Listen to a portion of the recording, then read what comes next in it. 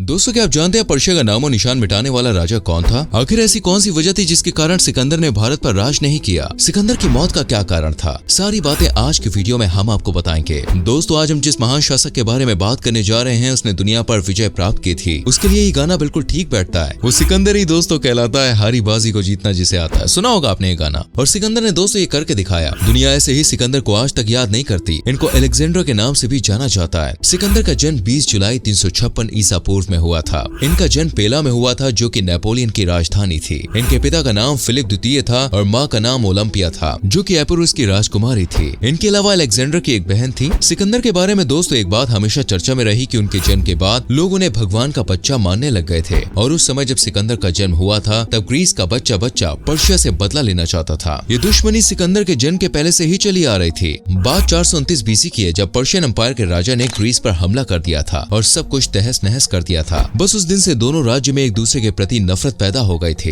यही कारण था जिसके कारण ग्रीस का बच्चा पर्शिया से नफरत करता था। और उसी दौरान जन्म हुआ था सिकंदर का। अब सिकंदर का जन्म दोस्तों एक राजसी परिवार में हुआ था, तो उनके पिता अपने पुत्र को एक सर्वशक्तिशाली राजा के रूप में देखना चाहते थे, जिसके लिए उन्होंने सिकंदर को अपने एक रिश्तेदार के पास भेजा। वो चाहते थे कि सिकंदर की प्रारंभिक शिक्षा वहीं पे पूरी हो। सिकंदर के पहले गुरु टीस्टर लियोनिडास ऑफ एपुरुस थे, जिसे अलेक्जेंडर के पिता ने गणित, घुड़सवारी और धनुष विद्या सिखाने के लिए रखा था। वो चाहते थे कि उनका पुत्र इस संसार का ऐसा योद्धा बने जिसके आगे सारी दुनिया नतमस्तक हो। अलेक्जेंडर को युद्ध की शिक्षा उनके नए गुरु लाइसिमिक्स ने दी थी। इनसे अपनी शुरुआती शिक्षा लेने के बाद जब वो 13 साल के हुए तब उनके पिता ने उनके लिए और गुरु का चयन किया, जो महल में आकर उनको साहित्य की शिक्षा दिया करते थे। उनके इस गुरु का नाम था दोस्तों एरिस्टोटल, जिन्हें दुनिया अरस्तु के नाम से भी जानती है। इन्होंने सिकंदर को 3 साल तक शिक्षा दी और इसके साथ साथ उन्हें इतना माहिर बना दिया कि उनकी हाजिर जवाबी के आगे कोई भी टिक नहीं पाता था। या यूं कह लीजिए कि सिकंदर बहुत ही कम उम्र में सभी कामों में माहिर हो चुके थे। इनके सामने बड़े बड़े लोग भी नहीं टिक पाते थे। सिकंदर युद्ध करने में बहुत माहिर थे दोस्तों। ऐसा कहा जाता है कि जब सिकंदर 12 साल के थे तब वो घुड़सवारी में बहुत अच्छे से माहिर हो चुके थे। इस बात का पता इनके पिता को तब चला जब उन्होंने एक अड़ियल घोड़े को अपने काबू में करके दिखाया। दरअसल उनके पास दोस्तों एक ऐसा घोड़ा था जो किसी के भी काबू में नहीं आता था। उस घोड़े का नाम था दोस्तों व्यूसेफेलस, जिसको काबू करना हर किसी के बस की बात नहीं थी। पर जब सिकंदर ने ये कर दिखाया तो उनके पिता को उन पर बहुत गर्व महसूस हुआ और अब वो समझ चुके थे कि सिकंदर अब एक महान योद्धा बन चुके हैं। जिस घोड़े पर सिकंदर ने काबू पाया था उस पर सवार होकर उन्होंने बहुत सारे युद्ध किए और अंत तक ये घोड़ा उनके साथ रहा। जब सिकंदर की उम्र दोस्तों 16 साल की थी तो उनके कौशल को देखकर उनके पिता ने उनको मैक्डोनिया पर राज्य करने को दे दिया। सिकंदर जब 18 साल के थे तभी से अपने पिता के साथ युद्ध में जाना शुरू कर दिया था और अपनी ताकत के बल पर युद्ध को भी जीत लेते थे। उनके इस तरफ से किए गए कार्यों को सभी ने सराहा और लोगों का विश्वास और भी गहरा होता चला गया। 336 बीसीई में जब उनके पिता ने अंतिम सांस ली तब उनका राज्य अधिकार इनके पुत्र सिकंदर को मिल गया। पिता की मृत्यु के बाद दोस्तों उनकी गद्दी सिकंदर को मिली। बीतते समय के साथ साथ सिकंदर की पर्शिया के लिए नफरत दोस्तों और भी गहरी हो गई और अब उसका एक ही मकसद था, पर्शियन का नामो निशान मिटाना। उसके लिए उसने अपनी शक्तियां बढ़ानी शुरू कर दी। दोस्तों सिकंदर के राजा बनने के कुछ सालों के बाद ही उन्होंने ईरान के साउथ के हिस्से पर हमला भी बोल दिया था। सिकंदर बहुत ही होशियार थे, जिसके चलते सेना छोटी होने के बावजूद उन्होंने अपनी चतुराई और अरस्तु की सिखाई नीतियों से हर युद्ध जीता। Battle of गरानेक्स। सिकंदर के राजा बनने के दोस्तों कुछ सालों के बाद उन्होंने ईरान के साउथ के हिस्से पर हमला बोल दिया। सिकंदर बहुत ही होशियार थे, जिसके चलते सेना छोटी होने के बावजूद उन्होंने अपनी चतुराई और अरस्तु की सिखाई नीतियों से इस युद्ध को जीत लिया। सिकंदर ने जब युद्ध जीत लिया तो वो वहाँ के लोगों पर शासन नहीं करना चाहते थे, बल्कि सिकंदर ने वहाँ के लोगों को उनके हिसाब से काम करने की आजादी दी, जिससे वहाँ के लोग बहुत खुश हुए और उनका सम्मान भी करने लगे। धीरे धीरे सिकंदर ने एशिया के काफी हिस्सों पर कब्जा कर लिया और कुछ रियासतों ने तो उनके सामने सरेंडर ही कर दिया। जब सिकंदर नॉर्थ साइड के हिस्सों को अपने कब्जे में कर रहे थे तभी उसे एक समाचार मिला कि ग्रीस ने मैक्डोनियन फौज को अपने किले से भगा दिया है। अन्य शहरों के विद्रोह के डर से सिकंदर ने अपनी सेना के साथ दक्षिण का रुख किया। इन सब घटनाक्रमों के दौरान ही सिकंदर के जनरल ने एशिया की तरफ अपना मार्ग बना लिया। सिकंदर और उसकी सेना थेब्स में इस तरह से पहुंची कि वहां की सेना को आत्मरक्षा तक का मौका नहीं मिला। युद्ध के दौरान दोस्तों जब सिकंदर फतेह हासिल कर रहा था तब एथेंस के साथ साथ अन्य शहरों ने भी उसके साथ संधि कर ली, क्योंकि सब जानते थे कि वो सिकंदर के सामने ज्यादा देर तक नहीं टिक पाएंगे। सिकंदर ने पर्शियंस के राजा के साथ युद्ध किया और हर बार की तरह वो वहां से जीत भी किया और इसके बाद उसने अपने आप को पर्शियंस का राजा भी घोषित कर दिया। सिकंदर दोस्तों अब बहुत कुछ पा चुका था। अब उसका अगला लक्ष्य था इजिप्ट को हासिल करना, जिसके लिए उसने वहां पर घेराबंदी करके इजिप्ट को अपने सरेंडर में ले लिया। इसके बाद उसने एक ऐसे शहर का निर्माण किया जिससे वो अपने व्यापार को आसानी से कर सके।